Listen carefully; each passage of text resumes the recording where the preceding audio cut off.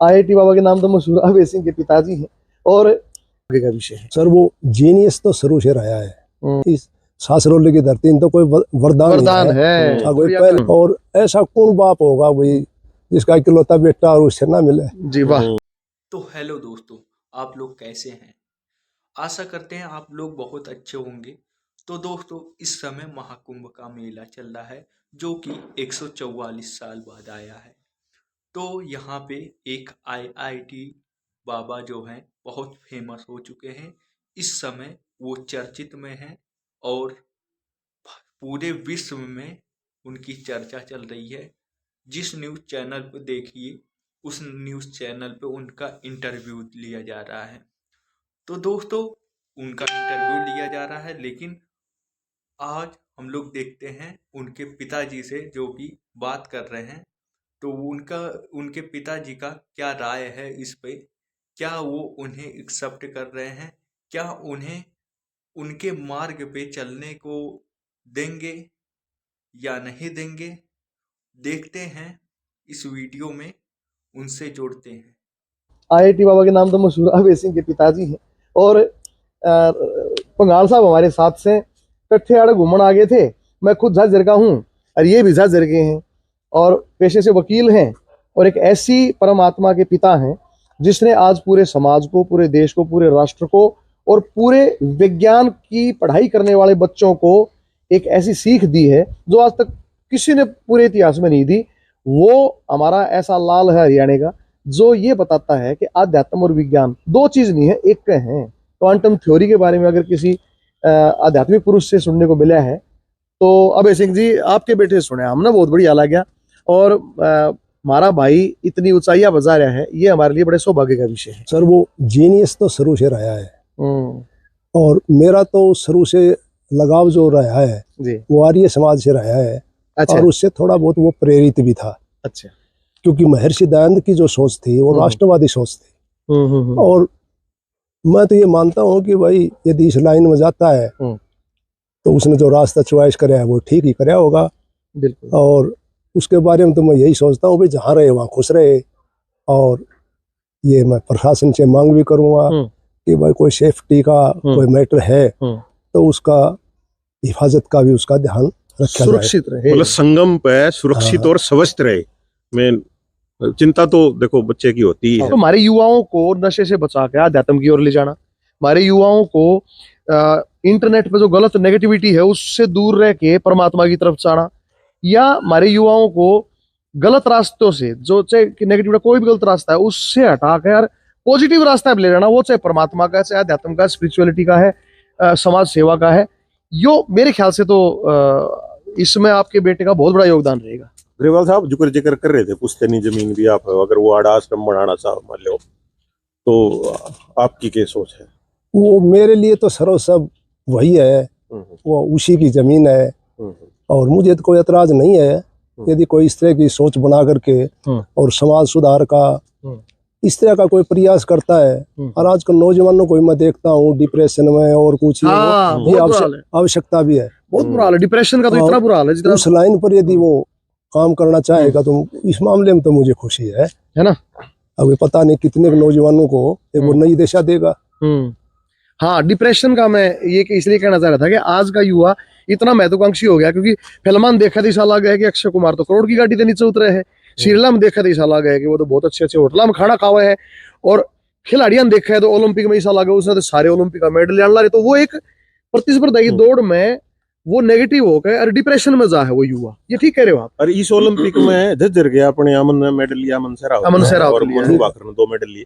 तो आपने क्या लगे झज्जर की धरती में कुछ खास बात है कि जो हर फील्ड में क्यों अपने गरीबदास जी सुडानी वाले वो भी झज्जर की धरती में पैदा हुए। ग्रेवाल साहब जहाँ पूरे मान लो चले जाओ दुनिया जान लग रही है प्रयागराज, तो एक जैसे संतोष से मिलते हो वैसे उससे मिलोगे कि बेटे के तौर पे मिलोगे? वो मैं तो अफसर जैसे वो ट्रीट करेगा उसी तरह हो जाऊंगा, मुझे इसमें तकलीफ नहीं है। तो मिलने लग रहा है क्योंकि मैंने तो फर्स्ट टाइम वो जो फर्स्ट वीडियो उसकी आई तो जब मुझे ये आभास हुआ कि भाई इसने तो अपना रास्ता अलग चुन लिया है। और जहाँ तक झज्जर की धरती का सवाल है, मेरे गांव में तो पहले भी एक स्वामी सर्वानंद जो स्वामी ओमानंद के गुरु थे, अच्छा, वो मेरे गांव के थे, आर्य समाज के शिरोमणि। अच्छा। और गांव में तो वो मैं छोटे भाई से वो गांव का नंबरदार भी है और सरपंच भी रहा है। और उससे बातचीत करी तो वो कहने लगे, नहीं बोले भाई इस सासरोली की धरती में तो कोई वरदान है। कोई पहले एक वो हमने कैसे सासरोली से एक और नया संत निकला है। हाँ, नहीं बोला भाई एक वो स्वामी सर्वानंद के बाद में भाई एक संत और हो गया। भाई वो आगे क्या क्या होता है देखो, वो कहाँ तक अच्छा ही होगा चोई साहब, कहाँ तक उसका सफर है, क्या करता है। पर मैं तो उसकी खुशी चाहता हूँ फवाद साहब, और वो सुरक्षित रहे। पहले भी मैं काफी चिंतित था, क्योंकि वो ज्यादातर है जम्मू कश्मीर की तरफ पहाड़ियों में और कुछ अच्छा चला जाता था, और अपने धर्म की बड़ी प्रचार प्रसार में उसका बड़ा इंटरेस्ट है। वो घूमने फिरने का तो शौकीन था। वो उज्जैन भी गया था। उज्जैन भी, हाँ, वो पूरे भारत भ्रमण करे उन्हें ना, पहले अर्ध कुंभ मेले में। अच्छा, अर्ध कुंभ में गए। हाँ, उसका इंटरेस्ट है। हाँ, तो उसमें भी गया था वो। तो मैं तो वहां भी ये सोचा करता, मेरे ख्याल से तो वो बहुत ही नए नौजवान लड़का करता था, बहुत बड़ा एग्जाम्पल सिद्ध होगा। क्योंकि इसकी उम्र के बालक कैरियर के अलावा क्या सोचते हैं। ज्यादा तो फर्ज अपना पहले अपने प्रदेश के युवा कुछ सीखे। मेरे द्वारा अमेरिका का फोन आया, कनाडा था, जितने भी बोले रहे अपना बालक से, हरियाणा का बालक से, ये तो बहुत बढ़िया बात है भाई। हमारे बालक तो आजकल बड़े भ्रमित हो रहे हैं, अध्यात्म और विज्ञान का इतना कमाल का कॉम्बिनेशन बतावा है। तो बोले भाई इसे बालक तो परमात्मा सबने दिए, बड़े गर्वित हैं लोग। उसने कहा कि युवा तब आकर्षित हो सकता है जब आध्यात्मिकता को साइंस से, लॉजिक से तो जोड़ा जाएगा, तो आकर्षित होगा, अदरवाइज संतुष्ट नहीं होगा। ये बात तो उसने कही है।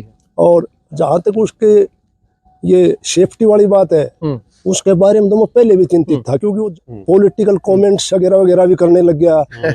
तो उसमें और ज्यादा चिंता थोड़ी सी तो ये तो है कि भी उसका लाइफ थोड़ा बहुत सेफ होना चाहिए। वैसे तो कि युवा को राजनीति के बारे में भी अपने विचार व्यक्त करने चाहिए, जो वो करने लग रहा है, और ये अच्छी बात भी लगी हमने तो कि भाई उसने अपने इतनी खुले रूप से विचार व्यक्त किए, और मुझे लगता है कि उसके विचारों से और युवा भी बहुत प्रेरित होंगे।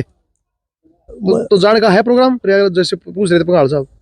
मैं तो ये सोच रहा हूँ कि भाई किसी माध्यम से उससे ये पहले तसल्ली करी जाए, उसका विचार हो, अगर मिलने में कोई नुकसान नहीं है। बिल्कुल बिल्कुल। तो भैया हम तो उसको एक वैराग्य मान के मिल लेंगे, ताकि उसने कोई टेंशन ना हो। ये तो मुझे थोड़ा सा उसकी संख्या रहती है। बिल्कुल, कि भाई उसको तनाव ना हो, उसको ये ना लगे कि मेरी जो आध्यात्मिक यात्रा है उसमें कोई रुकावट ना डाले। और ऐसा कौन बाप होगा भाई जिसका इकलौता बेटा और उससे ना मिले। जी वाह। जैसे ओशो के पिताजी स्वयं ओशो के शिष्य हो गए थे एक टाइम उनकी माता जी के साथ, है ना। तो ये बड़ी बात है। हम तो उसकी सपोर्ट करेंगे इस मामले में। जी जी। यदि उसने ये लाइन सुन ली और फाइनल डिसीजन कर लिया तो सपोर्ट करेंगे, कोई दिक्कत वाली बात। जब मैंने उसको ये देखा 16-16 घंटे 14-14 घंटे लगातार पढ़ते, है ना, उसके बाद मैंने सोचा कि भाई ये बात मुझे उसकी मेहनत जो थी वो बड़ी टच करा करती। और तो मुझे आपकी जो उसकी सुरक्षा के प्रति, उसके स्वास्थ्य के प्रति जो चिंता है, वो हर एक पिता की इस पूरी दुनिया में हर बाप बाप न्यूचाव है, अगर उसका बालक सुरक्षित रहे और खुश रहे। हाँ, मैं उसकी बात को सपोर्ट करूंगा। उसने जो फैसला ले लिया, उसमें ये नहीं है कि मैं उसको ये कहूँ अब भाई चाल आपके बिना घर नहीं चलेगा और कुछ ये वो इंसिस्ट। तो उसने दबाव तो कभी पहले भी नहीं माना। वो अपने एक आजाद विचारों का धनी था। अच्छा। और मैं वो वीडियो वगैरह वगैरह देख रहा हूँ, उसमें वो वही कह रहा है कि मैं बंधन में नहीं बंधूंगा मैं। और जो भी कोई प्रयागराज जा रहा है वो भाई मिलकर जरूर आओ भाई, तो फेटका हो। खासकर हरियाणा के जो बालक हैं, खासकर हरियाणा के जो युवा है, वो जरूर सुबह से शाम तक उस दौरे टाइम लाओ और उसके पास बैठो और उससे अच्छी सीख लो।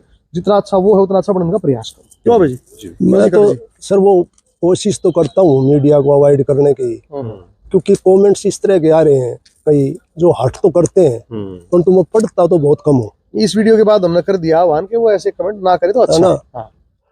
बिल्कुल, इस कारण मैं बचने की कोशिश करता हूँ। और 5-4 जो मीडिया के साथी थे वो पर्सनल मुझे जानते भी थे, फिर मैंने हाथ जोड़ के उनके रिक्वेस्ट कर ली कि भाई ये इस तरह का कंट्रोवर्सी में फंसने वाली बात मैं नहीं कहूँगा। क्योंकि एक साथी ने तो ये कह रखा था कि भाई अब वो उसका बाप आ गया मीडिया के ऊपर, कमेंट करनी है। आपने के विरासत ली है तो 100 डाल की। हैं? हाँ, तो मेरी सोच ये थी कि भाई मैंने तो ना MP का इलेक्शन लड़ना, ना ठीक बात। MLA का लड़ना, ठीक बात। तो मैंने किस लिए मतलब ये है कि मीडिया के ऊपर एडवर्टीजमेंट नहीं करके तो अभी लड़का ही हुई लोकसभा में देखो ना अब कितने योगी जा रहे हैं और प्रदेश का मुख्यमंत्री योगी है तो उसका झज्जर लोकसभा क्षेत्र बनना उसने उसका करते हैं। अब ये लोकल है जितने भी रोहतक झज्जर के मीडिया साथी ये सारे जान पहचान के हैं, रिक्वेस्ट करते हैं बार बार, तो कई बार मना भी नहीं करा जा सकता।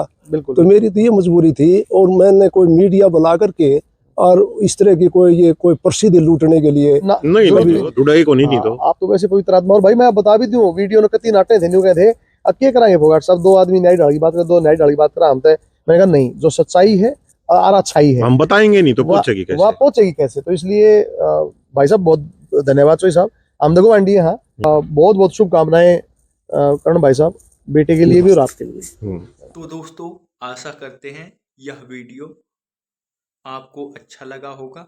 अगर यह वीडियो आपको अच्छा लगा है तो इसको लाइक, सब्सक्राइब एंड शेयर जरूर करें दोस्तों। ऐसे ही इनसे रिलेटेड वीडियो देखने के लिए हमारे चैनल को अवश्य सब्सक्राइब करें और आपको इनके ऊपर एक ही नया वीडियो अगर चाहिए तो कमेंट में ज़रूर लिखें दोस्तों। नया वीडियो आते रहेगा इनसे रिलेटेड